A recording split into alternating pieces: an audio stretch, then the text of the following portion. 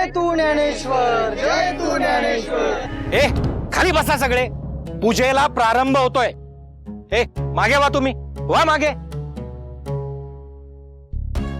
करायची का पूजेला सुरुवात, का आजचा दिवस ज्ञानेश्वरांच्या पूजेसाठीच वाहून घ्यायचाय? हो हो, करूयात सुरुवात. बसा खाली बसा. आपणही बसून घ्या.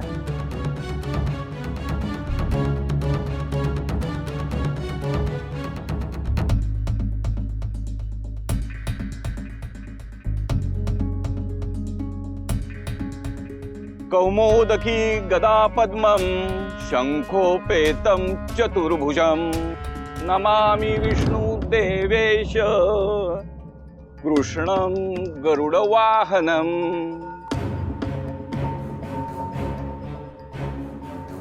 जयंती मंगला काली भद्रकाली कपालिनी दुर्गा क्षमा शिवा धात्री स्वाहा स्वदा नमोस्तुते. वासुतोषपते नमोस्तुभ्यं भूषय्या भीरदः प्रभो. प्रसिद्ध पाहि विश्वेश देहि मे गृहजं सुखं. क्षमा करा शास्त्री, कदाचित माझं काही चुकतही असेल, पण माझ्या अल्पमतीप्रमाणे शिवयागासाठी हे मंत्र उचित नाहीत.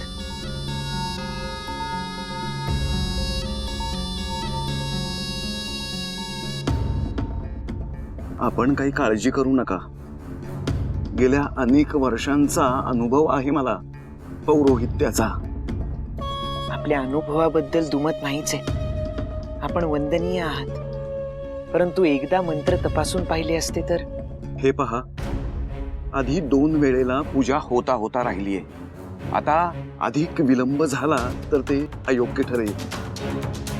पण अजाणतेपणी का होईना, चूक पुढे रेटत राहणं सुद्धा अधिक अयोग्य ठरेल. चूक बरोबर आपल्याला कळते होत ज्ञानेश्वर, या बापड्यांना नाही. त्यांना मुंगी कानाभोवती घोंगावते ना, तसे मंत्र कानाभोवती घोंगावत राहिले की झालं. मग ते मंत्र कुठले का असे ना. काय झालं ज्ञानेश्वर? काही समस्या आहे का? नाही नाही, काही नाही. ते मला विनंती करताय की हे मंत्र मला शिकवा. शिकवेन, हो शिकवेन. मला वेळ मिळाला की नक्की शिकवेन. कौमोदकी गदा पद्म शंखोपेतम. मी आपणास विनंती करतो, वेदविद्येचा आणि आपल्या ज्ञानाचा उपयोग हा समाजाला शहाणं करण्यासाठी व्हायला हवा. त्यांना तमातून वाट दाखवण्यासाठी व्हायला हवा, त्यांची दिशाभूल करण्यासाठी नाही. मी प्रेमानं बोलतोय, याचा अर्थ आपण आपली मर्यादा ओलांडावीत असा होत नाही. आता पूजेत आणखी व्यत्यय आणू नका, नाहीतर मी उठून निघून जाईन आणि इथे दुसरा कोणीही गुरुजी पूजा करायला येणार नाही असे पाहिल. चलन.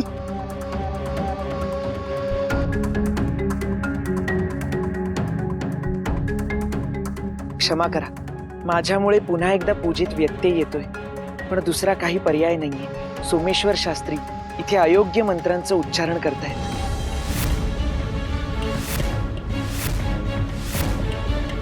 शिव शिव शिव शिव. धर्म मार्तंड सोमेश्वर शास्त्रींचा अपमान, तोही साऱ्यांसमोर. ज्ञानेश्वर, तुम्हाला तुमच्या ज्ञानाचा इतका अहंकार असेल असं वाटलं नव्हतं. अयोग्य गोष्ट निदर्शनास आणून देणं, ती सुधारण्याचा यत्न करणं, याने माणूस प्रगल्भ होतो. पण जो त्याची चूक मान्यच करत नाही, तो खरा अहंकारी असतो. म्हणजे आपल्याला काय म्हणायचं निवृत्तीनाथ?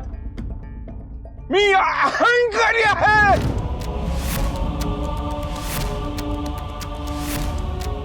शास्त्री, कृपया क्रोधित होऊ नका. योग्य मंत्र काय आहेत ते मी आपणास सांगतो. आपण पुन्हा आरंभ करू. मला शिकवण्याचा यत्न करू नका ज्ञानेश्वर. ही जी घोळसट आणि मूढबुद्धी जनता आहे ना, त्यांना द्या हे धडे. मूढबुद्धी असणं आणि अज्ञानी असणं यात अंतर असतं. आपण ज्ञानी आहात, आपण अज्ञान नाहीसं करावं. त्यात जाणून बुजून वाढ करू नये. आज आपण चुकीचे मंत्र म्हणत आहात. उद्या जर कोणाला मंत्र पठण शिकण्याची इच्छा झाली तर तेही चुकीचेच मंत्र शिकतील. अज्ञान हे विषवल्ली सारखं पसरतं. कृपया त्या विषवल्लीला खतपाणी घालू नका. कोण समजतोस रे पोरगा तू स्वतःला? तू असशील पैठणात दिव्य केलेली, म्हणून तू काही स्वतः परमेश्वर समजू नकोस. शास्त्री, माझा दादा काही परमेश्वर नाही, परंतु परमेश्वराचा एक निस्सीम भक्त आहे आणि त्याच्या पूजेत कुठेही चूक होऊ नये इतकीच त्याची इच्छा आहे. शास्त्री, आपण दादाला बोल लावून आपला कोतेपणा सिद्ध केलाय. आपण जर मन मोकळेपणाने आपली चूक मान्य केली असती तर आपण मोठे झाला असता. पण आपल्या अहंकारामुळे आपण ती संधी गमावली. या पोराचा तोंडावर ज्ञानेश्वर, हा साऱ्यांसमोर माझा अपमान करतोय. थांबा थांबा, मी काय म्हणतो शास्त्री, का उगाच वादंग वाढवायचे? चुकी कोणाकडूनही होते, ती आपल्याकडून झाली. ती मान्य करू आणि पुढे जाऊ. अहो, ज्ञानेश्वर आपल्या हिताच सांगतायत.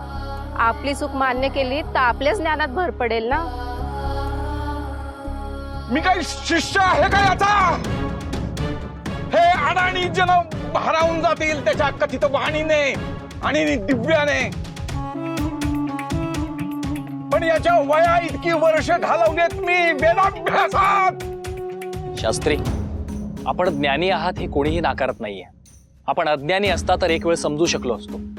आपण जाणून बुजून या भोळ्या बाबड्या जनतेची फसवणूक करत आहात. शास्त्री, आपण चुकीचे म्हटलेले मंत्र माणसांना कळत नसतील, पण त्या परमेश्वराला तर कळतात. आणि मुळात ज्यांनी आपल्या विद्वत्तेवर विश्वास ठेवला, आपल्याला पूजेचा मान दिला, उपकार नाही केले. या कुटुंबातील सर्व कार्ये आमच्याच कुळातील लोक करत आलेत. आधी माझे आजोबा करायचे, मग वडील आणि आता मी. मला मान देणं हे कर्तव्य आहे. तो मान आपण तेव्हाच गमावलाय शास्त्री, जेव्हा या भोळ्या भाबड्या लोकांच्या अज्ञानाला आपण खतपाणी घातलं. शास्त्री, ज्ञानी माणसाचं मोठेपण हे त्याचा अज्ञान मान्य करण्यातच आहे. त्याने तो अधिकाधिक मोठा होत असतो. आणि आपण म्हणताय ते खरंय शास्त्री. काही मंत्र जर चुकीचे म्हटले तर कोणाला कळणारही नाही, पण यातलेच अनेक जण याच अज्ञानाला ज्ञान समजून त्याचा प्रसार करतील. आणि उद्याचा समाज हा अज्ञानी आणि अंधश्रद्धाळू असेल. शास्त्री, ज्ञान मिळवण्यासाठी फार कष्ट घ्यावे लागतात, पण अज्ञानाचा प्रसार करण्यासाठी काही क्षण सुद्धा पुरतात. आणि तो जर असाच वाढत राहिला तर या विश्वात भयावह परिस्थिती निर्माण होईल. अज्ञान ही अशी व्याधी आहे, त्यावर केवळ ज्ञान हाच एक उतार आहे. ज्ञान काही गोवऱ्या नाही कुणालाही फुकट वाटत फिरायला. हे वेद विद्येत अज्ञानी राहिले तर फार काही फरक नाही पडत. शास्त्री, आपण कोणत्या कुळात जन्म घ्यावा हे आपल्या हातात नसतं. आपल्या हातात असतं ते केवळ कर्म. आमचे बाबा म्हणायचे, या विश्वातल्या प्रत्येक स्थिर चराला ज्ञान घेण्याचा अधिकार असायला हवा. कारण प्रत्येकाची समस्या, प्रत्येकाचा संघर्ष आणि त्याची दुःख कमी अधिक प्रमाणात सारखीच असतात. ज्ञान ही अशी माऊली आहे जी जात पात पाहून माया करत नाही, तर साऱ्यांवर सारखीच माया करते, तर साऱ्यांच्या दुःखावर सारखीच फुंकर घालते. शी शी शी शी शी एवढे स्वतःला मोठे सिद्ध पुरुष म्हणवता तुम्ही ज्ञानेश्वर, आणि ही तुमची भावंड या लोकांचा कैवार घेऊन आपला धर्म भ्रष्ट करू पाहतात.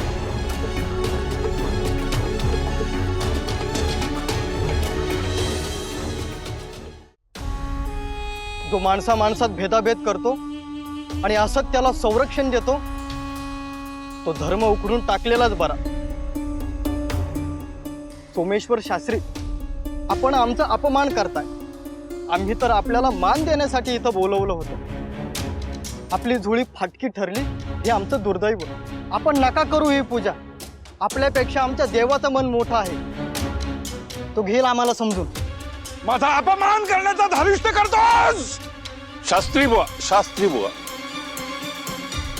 ते सारे आप्तस्वकीय आहेत, त्यांना इजा पोचवता कामा नये. आपली इच्छा असेल आपण यावं. शास्त्री, आता आपण जे काही वागलं त्याबद्दल सारे जण आपल्याला क्षमा करतील. काळाच्या ओघात आता जे झालं ते विसरूनही जातील, पण तुम्ही स्वतः ते विसरू शकणार नाही. इथून पुढे तुम्ही परमेश्वरासमोर हात जोडाल, पण मनाची शांती काही मिळणार नाही. तुम्ही इथून पुढे अनेकदा पौरोहित्य करा, त्याचं मोलही तुम्हाला खूप मिळेल, पण सेवेचं समाधान काही मिळणार नाही. तुमचा व्यवसाय यंत्रवत सुरू राहील शास्त्री, पण त्यातून आनंद नाही मिळणार. जे अज्ञानी आहेत त्यांनाच ज्ञान ग्रहण करण्याची संधी मिळते. या साऱ्यांचंही तसंच होईल. येणाऱ्या काळात ज्ञानामुळे त्यांचं जीवन प्रकाशाने झळाळून निघेल. कारण ते ज्ञान मिळवताना जात पात वर्ग धर्म यांचे निकष नसतील. ते ज्ञान अखिल मानव जातीसाठी असेल. त्या ज्ञानामुळे माणसे एकमेकांपासून दूर जाणार नाही, तर ती एकमेकांच्या अधिक समीप येतील. ते ज्ञान माणसांच्या ठाई संवेदनशीलता आणि करुणा निर्माण करेल.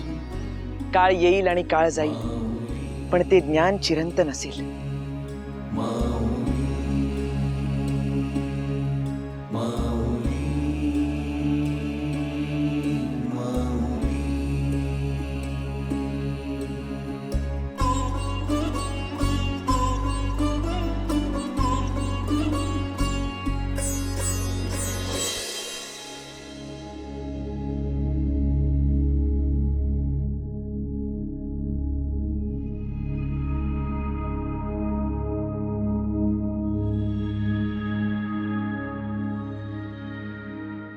ज्ञाना,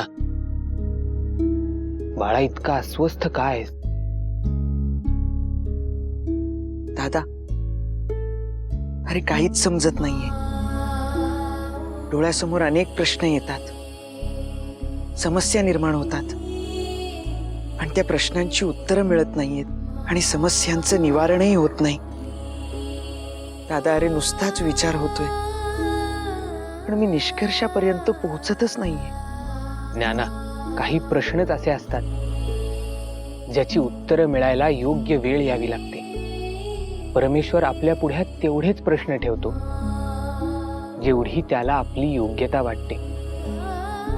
त्यामुळे त्या परमेश्वरावर नितांत विश्वास ठेवून आपल्या मार्गावर प्रवास करत राहावा. दादा, योग्य वेळेची वाट पाहणं आता असंही होऊ लागलंय. आजवरच्या प्रवासात नित्य वेदना आणि अतीव दारिद्र्य अनुभवलं.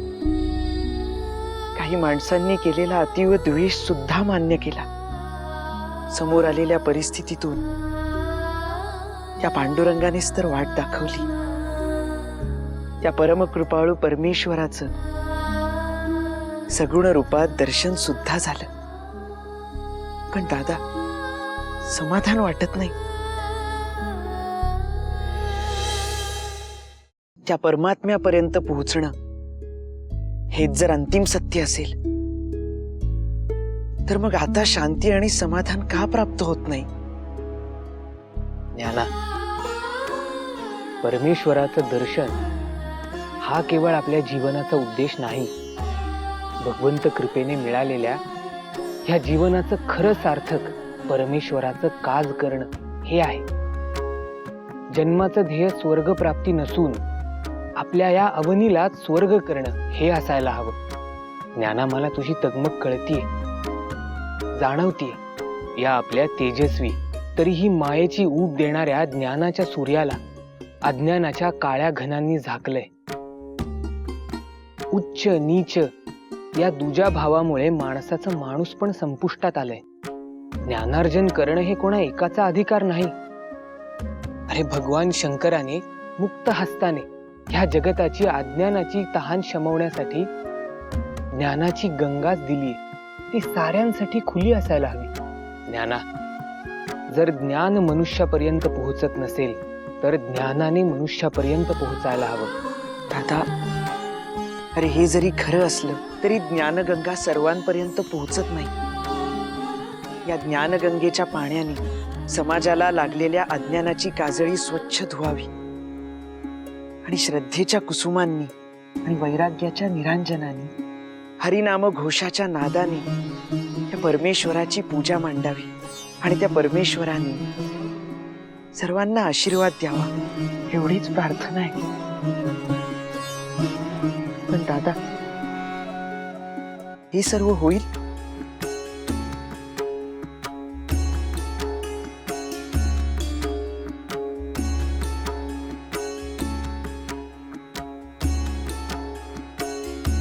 नामाचेनी बळे तरी जे संसार आणि विचार करू नको.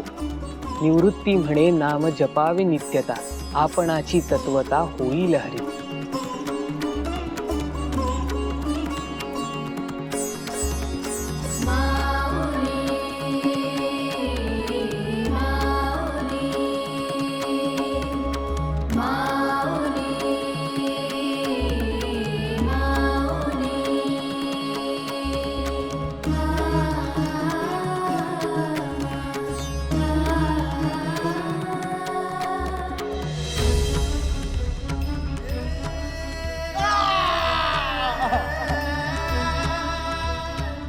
धर्माशी प्रतारणा करणं म्हणजे चूक नाही, पाप आहे पाप. ए चला, वा तिकडे, वा मागे. माझ्या घरावरून जाताना गीतेचे श्लोक म्हणत होता, सगळी पूजा नष्ट केली नतद्रष्टानं.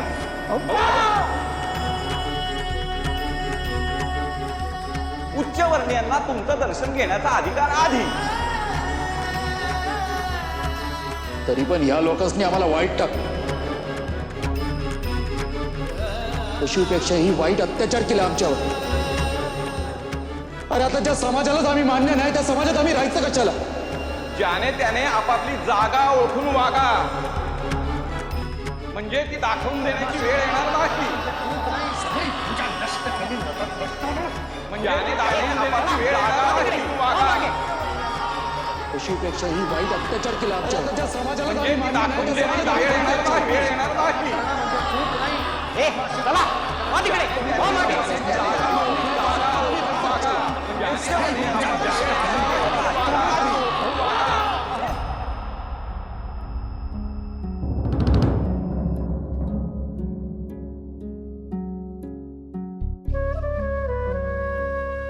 ज्ञाना,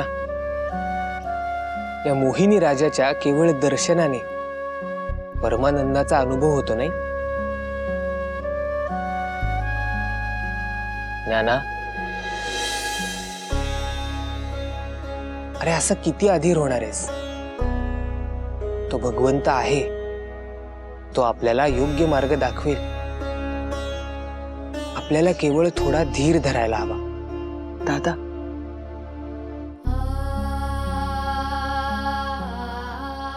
दादा, माझं मन शांतच होत नाहीये रे. देवाचं काज करायचं म्हणजे नेमकं काय करायचं?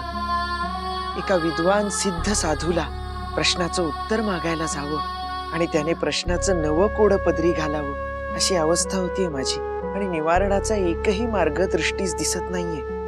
मी एकटाच एका अनवट वळणावर येऊन थांबलोय आणि क्षणात ती वाट माझ्या एकल्याची उरली नाहीये. आजवर भेटलेले न भेटलेले सारे सखे सोयरे आता माझ्या सवयी आहेत असं वाटतंय, पण त्या साऱ्यांना घेऊन नेमक्या कोणत्या अंतिम स्थळी पोहोचायचंय हे काही उमगत नाहीये रे. ज्ञाना, आपल्याला योग्य स्थळी जावं लागत नाही.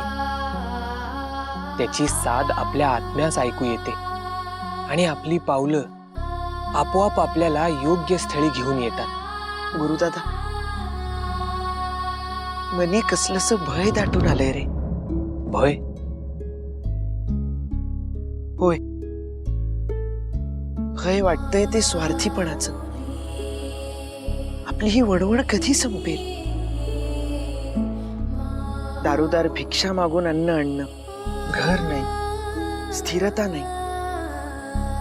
आपल्यावर येणारी संकट आणि समस्या यांचा अंत होणार आहे की नाही?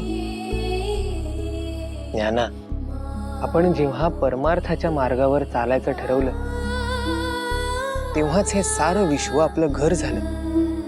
या चराचरातला प्रत्येक जीव त्या हरीचाच अंश आहे. आपण सारी त्या एकाच भगवंताची लेकरं आणि आपणच एकमेकांचं संगोपन करायचं असतं. हाच आपण स्वीकारलेला मानवतेचा धर्म नव्हे काय?